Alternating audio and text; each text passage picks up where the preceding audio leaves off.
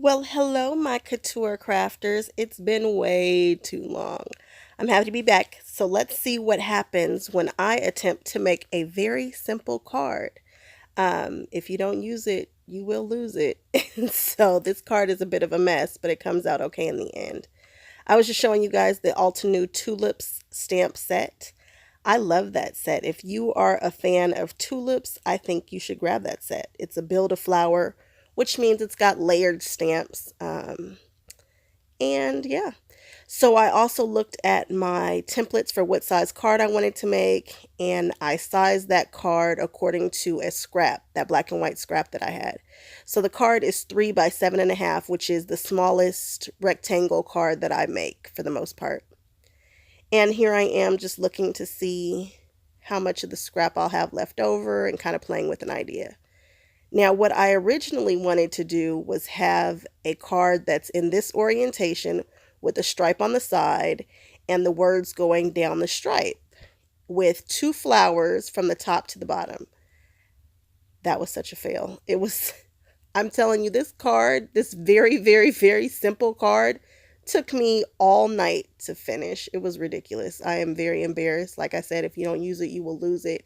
And I'm just out of practice. And I really didn't have an idea. I wasn't super familiar with the set. This is the first time I'm using the stamp set. So I thought the stems were longer and I just didn't know where I was going.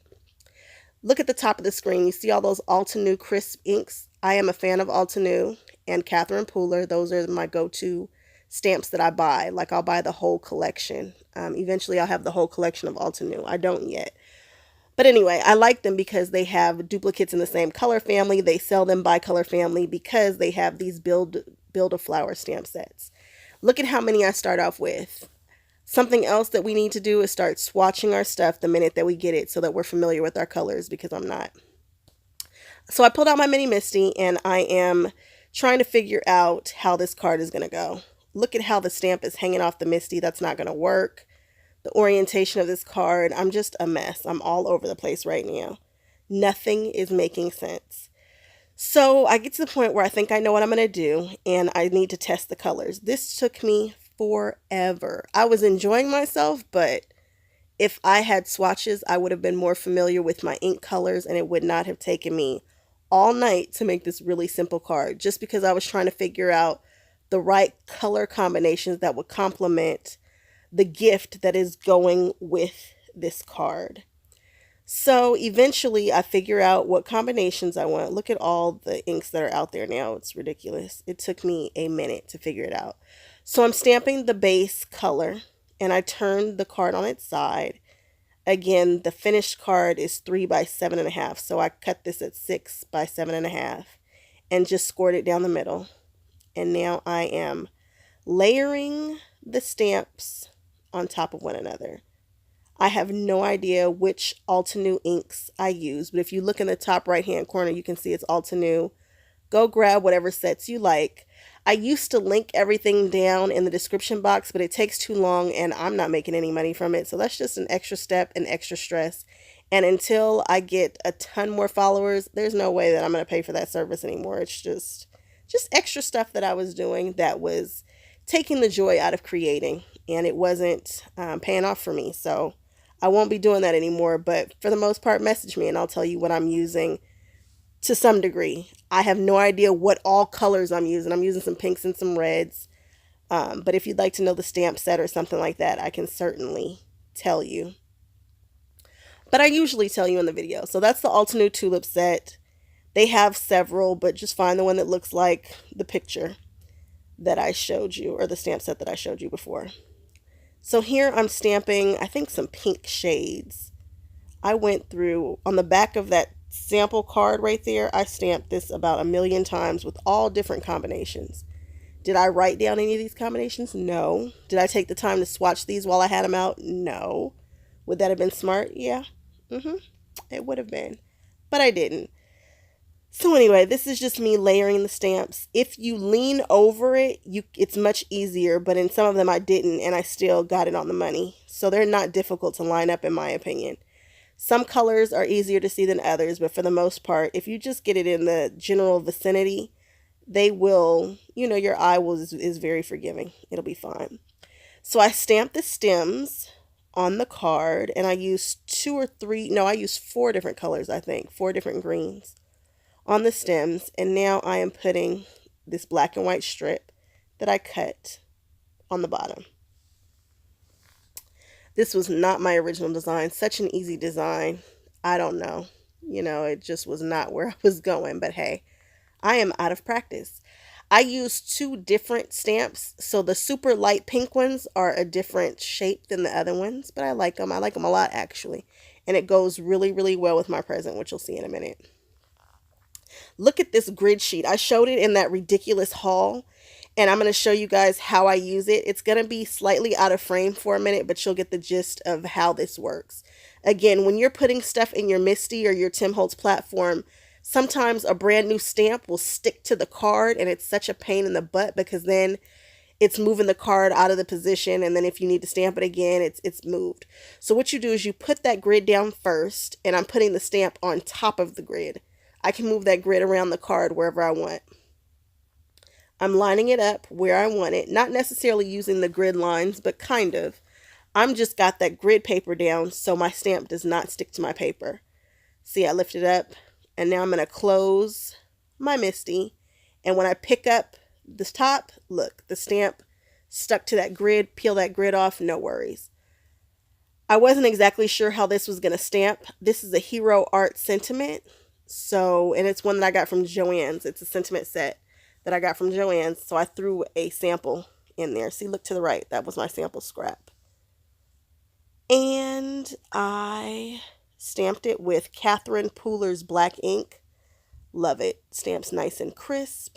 And again, that's a Hero Art Sentiment set.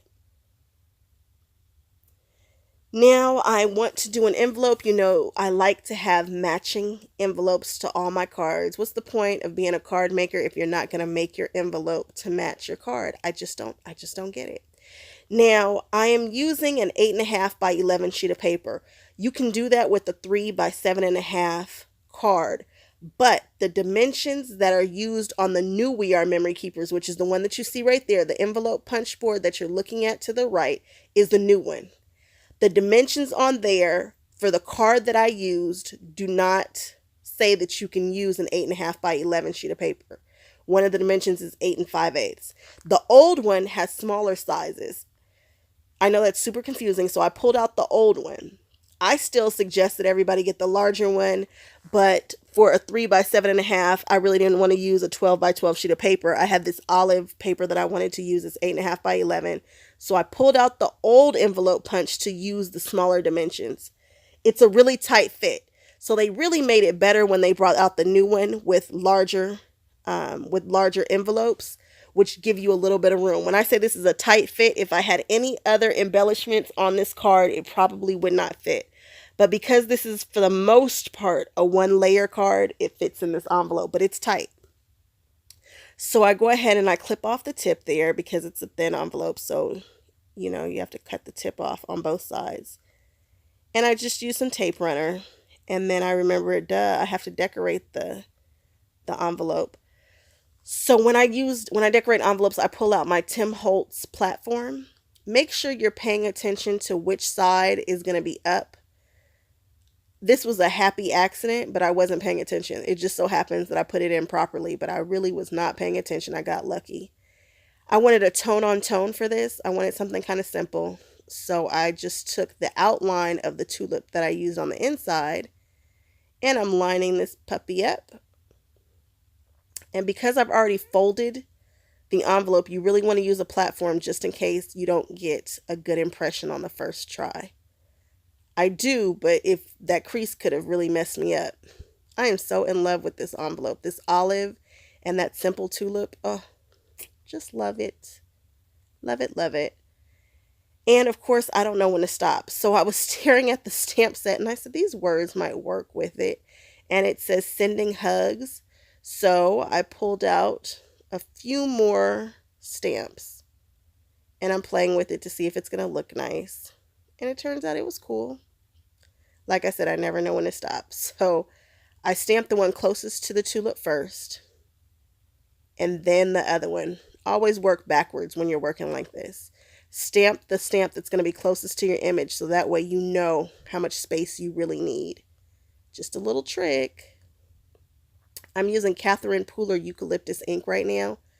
My Catherine Pooler inks are right in front of me. I've decided to keep those out all the time, so that's why I'm not using one of the Altenew inks because they just weren't out.